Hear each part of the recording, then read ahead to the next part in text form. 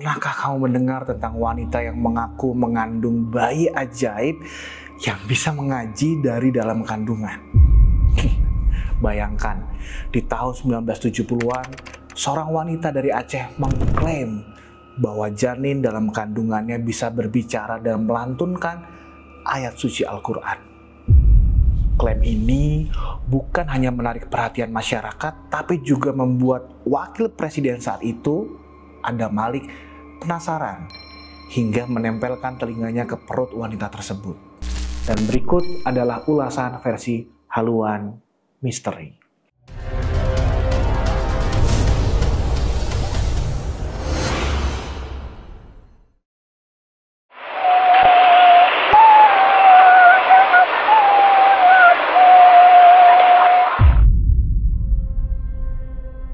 Halo Sobat Halus sekalian, kali ini kami membawa sebuah cerita, sebuah misteri yang sangat membuat kita semua yang mendengarnya bisa geleng-geleng kepala. Kenapa? Tahun 1970-an, di tengah ketatnya pengawasan era Orde Baru, tiba-tiba muncul seorang wanita dari Aceh yang mengaku telah melahirkan bayi hasil inseminasi buatan pertama di Indonesia. Ia disebut-sebut sebagai simbol kemajuan teknologi dan bahkan sempat bersinggungan langsung dengan istana. Tapi di balik wajah kalem dan sorot mata meyakinkan itu bersembunyi tipuan terbesar yang nyaris menipu satu negara. Namanya Cut Zahara Fona. Sebuah nama yang sempat diagungkan lalu ditenggelamkan oleh aib. Cut Zahara Fona adalah seorang wanita asal Sigli, Kabupaten Pidi, Aceh, yang mengaku mengandung bayi, bukan mengandung janin biasa. Cut Zahara mengklaim anaknya bisa berbicara, bahkan mengaji di dalam kandungannya. Peristiwa di luar logika ini pun menghebohkan masyarakat Indonesia kala itu, tepatnya pada akhir 1970-an. Di usia mudanya, ia sudah sering berpindah-pindah tempat dan memiliki rekam jejak pendidikan yang kabur. Tapi justru itulah yang membuat ceritanya sangat sulit diverifikasi. Pada awal 1970-an, ia muncul dengan berita yang menghebohkan. Dia mengaku telah melahirkan bayi lewat teknologi canggih inseminasi buatan. Bayi ini katanya adalah hasil penelitian kedokteran dari Belanda. Di tengah masyarakat Aceh yang religius dan konservatif, pernyataan ini justru membelah opini. Ada yang kagum, ada juga yang membuatnya dianggap sebagai pionir, tapi banyak pula yang merasa ada yang tidak beres. Media lokal dan nasional mulai meliput kisah Cut Zahara. Ia tampil dalam wawancara, memberikan pernyataan pers, dan bahkan diundang ke acara-acara prestisius. Tidak tanggung-tanggung, Cut Zahara sempat mendapatkan perhatian dari istana negara. Kabar bohong ini bukan hanya masyarakat Indonesia. Kabar bohong itu disebut membuat Presiden Soeharto beserta jajarannya turut penasaran. Tampak dalam unggahan video sejumlah orang mendekatkan telinga ke perut Cut Zahara Fona yang besar seperti mengandung. Perut tersebut tampak bergerak-gerak dan mengeluarkan suara mirip orang yang mengaji.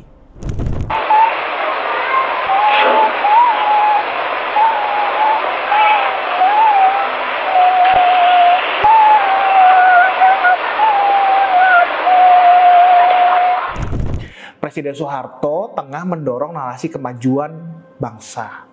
Seorang wanita dari daerah yang berhasil melahirkan secara ilmiah tentu jadi simbol yang menarik. Tapi inilah puncak ilusi itu. Bahkan masyarakat rela antri untuk menempelkan telinga ke perut wanita itu untuk mendengarkan suara sang janin. Aneh bin ajaib. Dari perut memang terdengar suara orang berbicara dan kadang mengaji. Berita itu merebak hingga semua media massa memuatnya. Apalagi seorang ulama besar di Indonesia mengeluarkan pendapat bahwa janin dalam perut bisa mengaji merupakan bukti kekuatan Tuhan. Kun fayakun, bila Tuhan menghendaki apapun bisa terjadi. Hal itu sempat diutarakan oleh pendiri dari MUI, Buya Hamka, yang memiliki nama lengkap Haji Abdul Malik Karim Amrullah Datuk Indomo ketika dimintai pendapatnya. Namun sebenarnya Buya Hamka meragukan ada janin dalam perut yang bisa mengaji. Buya Hamka sebenarnya nggak percaya. Dia cuma memberikan reaksi saat ditanya wartawan dengan menyatakan kalau Tuhan menghendaki memang bisa terjadi. Ini diungkapkan oleh sejarawan dari Universitas Indonesia Anhar Gonggong kepada detik.com pada 2 Juni 2008. Ia bahkan disebut-sebut menerima dukungan moral dan logistik dari beberapa instansi pemerintah. Dan dari situlah Cut Zahara mulai menipu lebih banyak orang. Ia mengumpulkan donasi, menerima penghargaan, bahkan mengklaim bekerja bersama dengan WHO dan lembaga internasional lainnya. Di balik citra ilmuwan perempuan, Cut Zahara sebenarnya tengah menjalankan operasi penipuan terstruktur. Ia menipu pejabat daerah, tokoh masyarakat, akademisi, hingga organisasi kesehatan. Ia meminta dana riset, sumbangan perlengkapan medis, hingga pengakuan resmi dari lembaga negara. Dan ironisnya, banyak yang percaya. Tidak hanya karena bicaranya yang meyakinkan, tapi karena ia tahu persis bagaimana menampilkan citra yang ilmiah di mata publik yang sangat awam. Ia tahu cara bicara seperti dokter, ia tahu cara berpakaian seperti intelektual, dan ia tahu kapan harus pindah sebelum dicurigai. Tidak hanya di Indonesia, di negara jiran Malaysia pun banyak warganya yang mempercayai janin bisa mengaji. Termasuk Perdana Menteri Malaysia Tengku Abdul Rahman Putra. Semua yakin bahwa hal itu bisa terjadi karena Tuhan punya kehendak. Apalagi jika disandingkan kemiripan dengan kisah Maryam, seorang gadis perawan yang melahirkan Nabi Isa. Tapi tipuan tak bisa abadi. Beberapa dokter mulai mempertanyakan dokumen medis Cut Zahara. Surat-surat dari Belanda yang ditujukannya ternyata palsu. Tidak ada rekam jejak tentang eksperimen inseminasi seperti yang dia klaim. Bahkan bayi yang ia bawa keliling sebagai hasil inseminasi diketahui bukan anak biologisnya. Media mulai meragukan, investigasi mulai dilakukan diam-diam. Ketika kebanyakan masyarakat percaya hal itu, sikap skeptis ditunjukkan Kepala Kantor Wilayah Kesehatan DKI Jakarta, Dr. Herman Susilo. Dia meragukan janin bisa mengaji di dalam perut ibunya. Karena bayi di dalam kandungan tidak bisa membuka mulut atau bernapas normal, sehingga tidak bisa mengeluarkan suara. Karena melawan arus, Dr. Herman diancam akan dibunuh oleh orang-orang yang fanatik yang percaya bayi dalam perut tersebut bisa mengaji. Herman bersembunyi di kawasan Ciganjur. Cut Zahara bersama suaminya terus keliling Indonesia untuk berjumpa dengan para pejabat kabinet pembangunan dan pejabat-pejabat negara lainnya. Harian Kompas pada tanggal 16 Oktober 1970, seperti yang dikutip oleh kompas.com pada 14 April 2023, memberitakan tim medis Rumah Sakit Pusat Angkatan Darat RSPAD Gatot Subroto, Kejaksaan Agung, dan Polri turun tangan untuk menyelidiki kasus tersebut. Tapi ketika tim dokter dari RSPAD hendak melakukan pemeriksaan pada 13 Oktober 1970, Cut Zahara tidak mau diperiksa. Dia baru berhasil diperiksa sepekan kemudian. Hasil tim dokter tidak menemukan tanda-tanda adanya janin dalam rahim perempuan tersebut. Tim dokter juga menekankan bayi dalam kandungan belum bisa bernapas normal. Tidak mungkin bisa mengeluarkan suara. Salah satu orang yang tidak percaya kepada Cut Zahara adalah Kepala Polisi Daerah atau Kapolda dari Kalimantan Selatan, Brigjen Pol Swasono Abdul Hamid. Dia skeptis. Mana mungkin ada bayi dalam kandungan yang bisa berbicara dalam air ketuban. Lagi pula, untuk bisa bicara butuh udara sebagai media penggetar pita suara.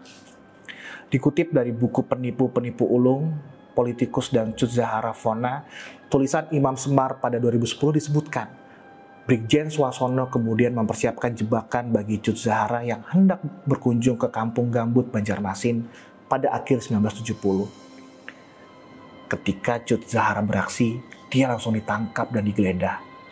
Ketika diperiksa, polisi menemukan tape recorder mini L3302-00G beserta kaset rekaman suara tangisan bayi dan bacaan ayat-ayat suci Al-Quran.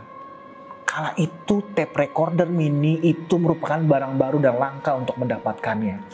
Dengan demikian, tamatlah petualangan Cut Zahara Fona dan bayi ajaibnya, tulis Imam. Tak ada yang tahu bagaimana nasib Cut Zahara selanjutnya. Koran-koran saat itu tidak ada yang memberitakannya lagi. Koran pos kota milik Harmoko tidak lagi memberitakannya. Setelah berhasil mengungkap penipuan Cut Zahara, Brigjen Swasono dipensiun dinikan. Ada dugaan ia diberhentikan karena mempermalukan para pejabat tinggi negara saat itu. Bahkan tak lama kemudian, Brigjen Swasono meninggal dunia pada usia 52 tahun karena keracunan.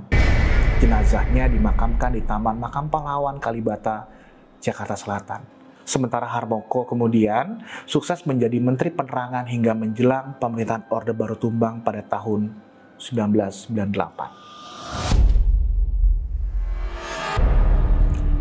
Saat kebenaran terbongkar, istana pun terhenyak. Bagaimana bisa seorang perempuan dari Aceh berhasil menyusup sedekat itu ke dalam simbol-simbol negara?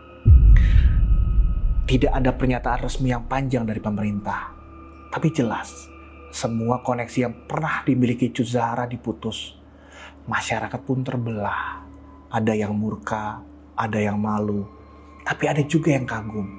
Karena ia menunjukkan betapa mudahnya orang bisa ditipu jika narasi dibungkus dengan kecerdasan dan drama. Setelah ditangkap, Cut Zahara menjalani proses hukum dan menghilang dari sorotan publik. Ia meninggal dalam keadaan tidak terkenal lagi. Tidak ada gelar, tidak ada berita duka besar, tapi kisahnya tetap menjadi salah satu penipuan intelektual paling gila yang pernah terjadi di Indonesia.